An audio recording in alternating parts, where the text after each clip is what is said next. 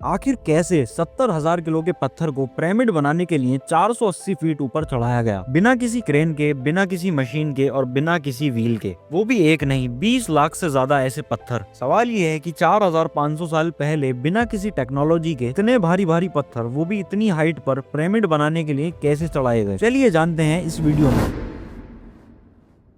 Egypt में total 138 बड़े बड़े पिरामिड्स मौजूद हैं, जिन्होंने पिछले हजारों सालों से बहुत सारे अर्थक्वेक और तूफानों का सामना किया। लेकिन मजाल है इनमें से कोई एक भी इधर से उधर हुआ हो तो। इनमें से सबसे ऊंचा और बड़ा पिरामिड है द पिरामिड ऑफ गिजा, और इस पिरामिड की बेस का एरिया है 13 एकर्स, यानी इतना बड़ा कि इसके अंदर एक दो नहीं बल्कि 9 फुटबॉल फील्ड्स फिट हो जाएंगी। एक एस्टिमेट के हिसाब से इसके अंदर 23 लाख बड़े बड़े पत्थरों का इस्तेमाल हुआ, जिनमें से कई पत्थरों का वजन 60 से 70 टन तक था। इसके टोटल वजन का अंदाजा लगाया जाए तो ये करीब 60 लाख टन तक हो सकता है, जो कि 12 बुर्ज खलीफा के वजन के बराबर होता है। लेकिन इतने ऊंचे और बड़े बड़े पिरामिड्स बनाने का रीजन क्या था? हजारों साल पहले तो इंसान के पास ना कोई टूल थे, ना ही कोई मशीनरी। तब इन पिरामिड्स की दीवारों को इतने सटीक तरीके से कैसे बनाया गया? कैसे इन 70 टन भारी पत्थरों को चौकोर किया गया? और कैसे बिना किसी क्रेन या फिर मशीनरी के बिना पत्थरों को ऊपर चढ़ाया गया? आखिर इनको बनाने के लिए कौन से इंजीनियर्स का हाथ था, जिन्होंने 480 फीट ऊंचे पिरामिड्स को बिना किसी टेक्नोलॉजी के बना डाला? और हाँ, कैसे इनकी चारों साइड्स एग्जैक्टली 51.5 डिग्री एंगल में बनाई गई?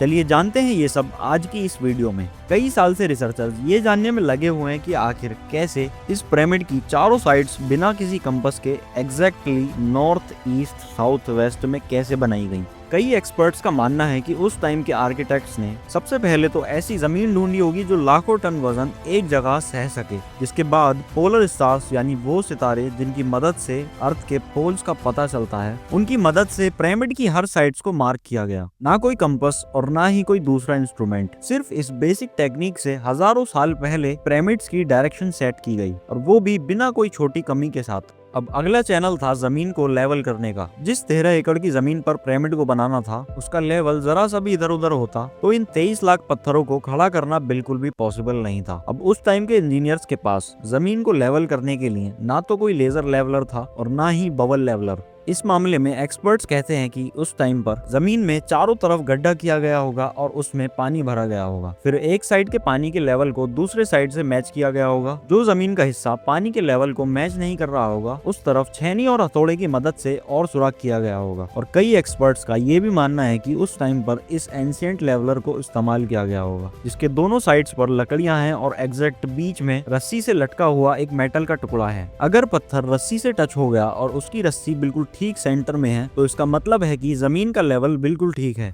अब पिरामिड बनाने के लिए डायरेक्शंस भी सेट थी और जमीन भी परफेक्टली लेवल्ड थी। अब बारी थी पिरामिड बनाने के लिए कंस्ट्रक्शन स्टार्ट करने की, जिसके लिए लाखों टन वजनी और बड़े बड़े पत्थरों की जरूरत थी। लेकिन ये पत्थर काटने के लिए उस टाइम पर ना तो उनके पास कोई ग्राइंडर्स थे और ना ही हैमर्स। लेकिन फिर भी उन्होंने लाखों टन पत्थर काटे भी और परफेक्टली स्क्वायर और रेक्टेंगल शेप्स भी दी।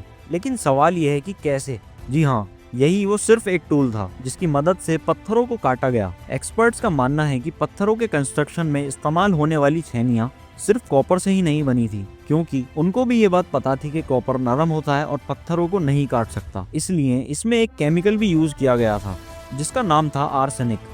कॉपर और आर्सेनिक से बनी हुई ये छेनियां लकड़ी के हथौड़ों से पत्थर पर ठोकी जाती थी और कई घंटों की मेहनत के बाद बड़े बड़े पत्थर शेप में लाए जाते थे। अब अगला चैलेंज था कि ये बड़े बड़े पत्थर, जिसको आज लाइमस्टोन बोला जाता है, उसको गीजा के पिरामिड जहाँ कंस्ट्रक्शन चल रहा था वहाँ से 250 किलोमीटर दूर टोरा से लाया जाता था। अब अगला चैलेंज था कि 250 किलोमीटर दूर पत्थरों को कैसे ले जाया जाए। हर एक पत्थर लगभग 70 टन तक थे, यानी 70,000 किलो, जो लगभग 3 से 4 पैसेंजर बस के बराबर होता है। और ऐसे 23 लाख पत्थर सिर्फ एक पिरामिड में इस्तेमाल होने थे। इतना ज्यादा वजन ट्रांसपोर्ट करने के लिए उस टाइम में ना तो कोई जानवर इतना कैपेबल था और ना ही उनके पास कोई टेक्नोलॉजी थी। और देखा जाए तो अगर आज भी इतना वजन ट्रांसपोर्ट करना हो तो ट्रांसपोर्ट कंपनी को भी बहुत ज्यादा मेहनत और वक्त लगेगा। शॉकिंगली ये काम वर्कर्स और कश्तियों के थ्रू किया गया। गीजा के बराबर से गुजर रही नदी का इस्तेमाल किया गया। बहुत बड़ी बड़ी कश्तियों में पत्थर लाद कर गीजा तक लाए गए। एक्सपर्ट्स का मानना है कि ये काम इतना आसान नहीं था। उन कश्तियों में इतने बड़े बड़े पत्थरों की अनलोडिंग और लोडिंग करने के लिए एक ही वक्त में 500 लोगों की ताकत लगी होगी। जो रिसर्चर्स की टीम पिरामिड की कंस्ट्रक्शन पर रिसर्च कर रही थी, उनको अब अपने कई सवालों के जवाब मिल गए थे, लेकिन उनको अब भी एक बात सता रही थी कि लाइमस्टोन मिल भी गए, कट भी गए और ट्रांसपोर्ट भी हो गए और कंस्ट्रक्शन के दौरान एक के बाद एक लगना भी शुरू हो गए।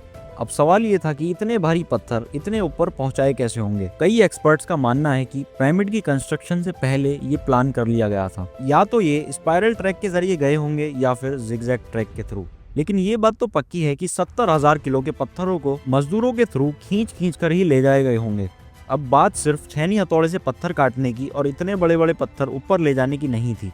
इस पिरामिड के अंदर कंपार्टमेंट्स, उनके अंदर जाने का रास्ता और कई छोटी छोटी सुरंगें भी बनाई गई थी। बाकी सब तो ठीक था, लेकिन एक चीज एक्सपर्ट्स को हैरान कर गई कि अंदर के कंपार्टमेंट्स में जो पत्थर यूज हुआ था वो लाइमस्टोन नहीं था, वो ग्रेनाइट था। ग्रेनाइट एक ऐसा पत्थर है जो डायमंड के बाद सबसे सख्त माना जाता है। आजकल के मॉडर्न दौर में भी ग्रेनाइट बिना बड़े बड़े कटर्स की मदद के काटा ही नहीं जा सकता। दुनिया भर के बहुत से आर्कियोलॉजी एक्सपर्ट्स को पिरामिड की विजिट भी करवाई गई, लेकिन किसी को भी इस बात का सबूत नहीं मिला कि 4500 साल पहले इतने ठोस पत्थर को इतनी सफाई से कैसे काटा गया। आखिरकार कई सालों बाद एक्सपर्ट्स ने इस मिस्ट्री को भी सॉल्व कर दिया। इजिप्शियंस ने ग्रेनाइट को एक ऐसे आरे से काटा था जिसके दांत ही नहीं थे। बगैर दांते वाले इस आरे को ग्रेनाइट पर रखते थे और आरे के दोनों तरफ भारी भारी पत्थर लटका देते थे और आरे को चलाते हुए बीच बीच में उसके नीचे रेत और बारीक वाली बजरियां डालते थे। एक्सपर्ट्स का मानना है कि इस तरीके से इतने बड़े पत्थर को काटने के लिए 4 महीने का वक्त लग जाता था। आखिरकार पिरामिड्स बनाने का रीजन क्या था और कितने मजदूर इसको बनाने के लिए काम करते थे,